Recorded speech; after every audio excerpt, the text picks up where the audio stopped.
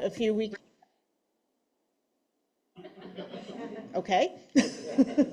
During spring break a few weeks ago, my family and I traveled to Paris. And of course, we wanted to go see the newly refurbished Notre Dame Cathedral, which had reopened about a year prior after the big fire in 2019 that was so destructive.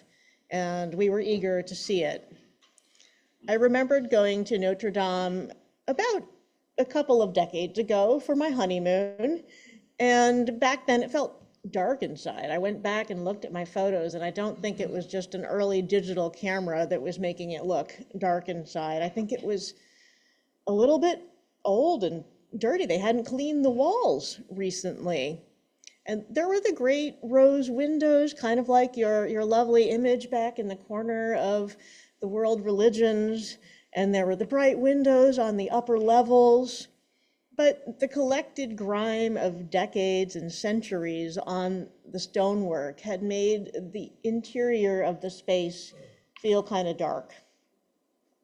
So this time, my family and I went at around 9 in the morning, because we'd heard that was the shortest line. And the interior of the building was light and bright. The stone pillars and tracery had been cleaned up. Everything felt like it was glowing with blue and purple and red light, alive with color and beauty in a way that I didn't expect, and I was in awe. The experience was not that different, perhaps, from what parishioners in the Diocese of Paris might have experienced 800 years ago when they first visited the grand new edifice on the Ile-de-Cité in Paris. It's kind of hard to imagine what that might have been like, approaching Notre Dame through the medieval city, wending through narrow streets and hearing the noise of buskers and children, smelling food and wood smoke and probably garbage and the gifts of the chamber pot. Yeah. But then you get to Notre Dame, right? Past all those sights and sounds, and it's okay if you want to laugh. And you would come to the outside of the square by the great cathedral, the cathedral called Our Lady. That hulking twin-towered facade with its many statues looking down on you from above imposing carved doors. You go inside, and there you would find a light-filled, vast space. This wasn't your small village church that you were used to. This was something new and magnificent. The high vaults seemed to stretch towards heaven, with window upon window letting in God's light. What a marvel! What a way to find yourself both made small and still uplifted by beauty, by that soaring sense of awe and wonder. And then there were the windows, round, rose-shaped windows of many colors that told the sacred stories, windows of so many different colors with all the shades of the rainbow streaming in from the north and the south and the west, and the gorgeous tall pointed windows in the east. So much color and light. Now, there's a theology in Unitarian Universalism about windows and light.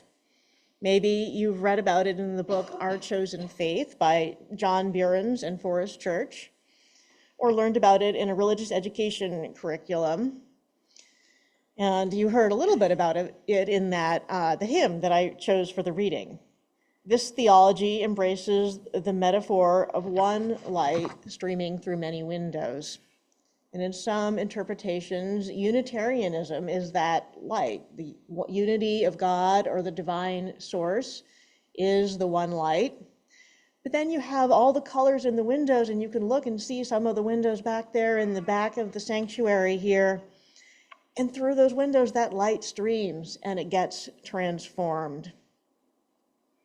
Stained glass windows are such an apt medium through which to express this theology of pluralism. After all, who can doubt that that color and beauty can carry the idea of pluralism and multiplicity, and sometimes when they get grimy, maybe one of those pluralistic ideas or perspectives needs to be changed or shifted a little bit. If you've been to the Chagall windows at the Art Institute of Chicago, you've probably seen the expanse of blue light there. Or if you've seen, I think it's the movie Ferris Bueller, Ferris Day Off. And there you see symbols of music, painting, culture, theater, literature, and dance. There's a menorah on there and the Statue of Liberty and a whole bunch of other things besides. Up at our Unitarian Universalist Church in Deerfield, Illinois, North Shore Unitarian Church, that's my home church. We have some stained glass, fused glass windows there that were finished in 1968 to 1970 when the building was being constructed. And these windows, they're very organic shaped. They're all in kind of amoeba-like shapes, and in them are images of the earth, snowflakes pointed to tail, a statuesque Grecian face, a bird sipping nectar, a honeybee, a rainbow, Easter lilies, autumn branches, an insect preserved in amber, and the silhouette of a fossilized fish. There's also the columns of a national monument and kind of prominently the Saturn V lunar rocket. Indeed, the story we heard today is about another artist who took all these ideas from the history of humanity and turned that to stained glass to express himself. It's a true story about a boy named Tom Holdman, the husband of the author of the children's story, Gail Holdman. And Tom Holdman stuttered all his life, but he turned to stained glass to express himself.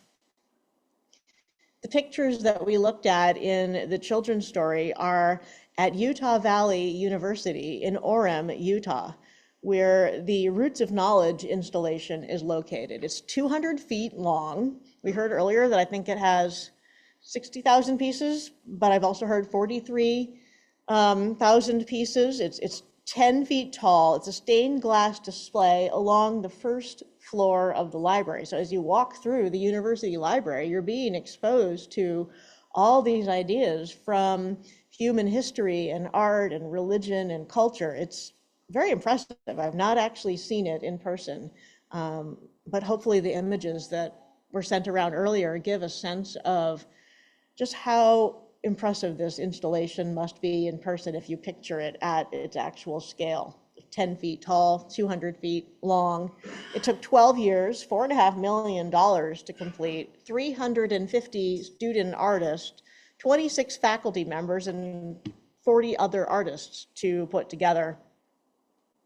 In addition to all the people and places and memories and words depicted in the glass, there are physical objects. There's a shark's tooth, there's a part of the Berlin Wall, a Purple Heart medal, a $5 bill, and a spoon from the 1893 World's Fair.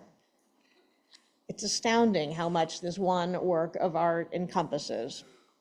And pluralism can feel like this sometimes too. Huge and encompassing, a room full of possibility, the one light shining through many thousands of colorful windows. We Unitarian Universalists have recently lifted up pluralism as one of our core values. And this new statement of values draws on our 1985 statement of sources of our living tradition. Those sources affirmed the direct experience of transcendent mystery and wonder, the wisdom of the world's religion, Jewish and Christian teachings, humanist teachings, earth-centered traditions. Pluralism can be a lot to take in, a lot of possibility, a lot of pieces to put together. The new statement of values in the Article 2 that the Unitarian Universalist Association adopted a few years ago has this to say about pluralism. We are all sacred beings, diverse in culture, experience, and theology. We covenant to learn from one another in our free and responsible search for truth and meaning. We embrace our differences and commonalities with love, curiosity, and respect. Pluralism goes back a lot longer in Unitarian Universalism than this new article statement or the 1985 principles and sources. As long ago as 1784, a woman named Hannah Adams created a book called An Alphabetical Compendium of the Various Sects. And this book included several hundred alphabetical listings of different faiths and sects and religious movements: Christian, non-Christian, indigenous, traditional, Muslim, Jewish, Buddhist, and more. The spellings she used would probably appall us nowadays, and probably some of her depictions, but she aimed to be as open to the truth in these other traditions as possible. And it makes me think of what Matthew Johnson said in our opening words today. For 5,000 years or more than 250 generations, human beings have been invoking spiritual power. Vishnu and Kali, Elohim, Odin, and 100 million others, every group of people everywhere, they gathered to make sense of their lives and to make sense of their place in the cosmos. Back in Notre Dame that morning, I was making sense of my place in the cosmos under those huge rose windows.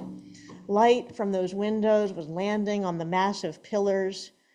We saw the North Rose window, which still has much of its original glass from the 13th century. Old glass. Hues of lapis lazuli blue, deep violet, verdant green, and shades of orangey yellow and scarlet red. This glass has survived revolutions, wars, and fires, mostly intact. And as I walked around the cathedral, I kept seeing this multicolored light landing on the stonework, speckling the beige stones with color. Light transformed the faces of the statues. It illuminated the oil paintings. And on one huge wall-sized scene, this was a painting that was as big as that door at least, if not bigger, it cast many hued dapples across Jesus's body as he hung on the cross, adding an extra halo to his head and an extra slash across his body. It was so striking, this cathedral of light, how the light landed on the space and left the space transformed and left me transformed too. In its colorful light, pluralism reminds us of how we are transformed by these many windows, by the way humans have called on sources of meaning for 5,000 years and more, by the ways we are made up of thousands of colorful pieces, by the way pluralism affirms that we are all sacred beings, diverse in culture, experience, and theology. But the colorful light of pluralism and how it showed up in those windows reminds me that pluralism cannot exist in isolation, just as you cannot have a stained glass window without tens of thousands of pieces. Not only did these windows in Notre Dame survive the recent fire, but I learned that back in World War II, the church removed these rose windows, 12 meters wide of rose windows. They removed them to protect them from bombing by the Nazis. Piece by meticulous piece, craftsmen and workers carefully removed the work of centuries to preserve these openings of light. Think of how many thousands of pieces make up the medallions and panels in each of these huge windows, like the quilt in the back, but many, many more pieces. How much work it took to piece a quilt together and how much work it took to carefully remove those pieces from the facades of Notre Dame, and then lovingly after the war, craftspeople restoring them, putting the pieces of glass back together with grooved strips of lead called canes that, as I understand it, actually allow the pieces to move just a bit, realigning the stone tracery between the panels and adding back the iron reinforcements. In other words, providing the structure that allows that light to flourish and land on the space and the people inside it. We don't see the rainbow, we see Abraham Lincoln or the earth or a chocolate chip cookie or an insect preserved in amber. We don't see how the light in a stained glass window lands unless there's something there to hold the glass together. Pluralism must mean more than multiplicity, more than thousands and thousands of pieces. Pluralism must include the interconnections, the ways we are held by something strong and powerful to give it shape and form. These interconnections aren't rigid. They have some room to move and breathe. The canes that hold the pieces of glass together have some give, some spaciousness that permits the weight of time and weather, the wearing down of water, the shifting form of freedom, generosity, and ease. And I ask, where else can we move within our interconnections, our interdependence, with generosity and justice, and with transformation and equality, if not in our Unitarian Universalist faith? Love, our UU faith has started to affirm, is at the center, like the central image in a magnificent rose window. Bring many names, our opening hymn reminded us, beautiful and good. For 5,000 years and more, humans have sought God, goddess, holy mystery, the sacred source. I don't know if the name matters, if what we call that source matters. What does matter for me is that this is love at the center. This is the something that is strong and powerful that can give our pluralism shape and form. Call it love, call it God, call it the interdependent web of all of existence of which we are a part. Call it the compassion that connects. What matters is that we are connected one to another, each of us in our complexities, our griefs, our hopes and our fears and our joys, what we believe and what we seek to uphold. When the light lands on each of us through those vast rose windows, we become part of the light. We become part of the interconnection. We become what holds the glass together. And so may we hold on to each other with a strong and powerful love, with a love that can move and shift, that gives us shape and holds our many pieces together, and a love through which we are transformed. So may it ever be, and so may the light ever land. Amen. Amen.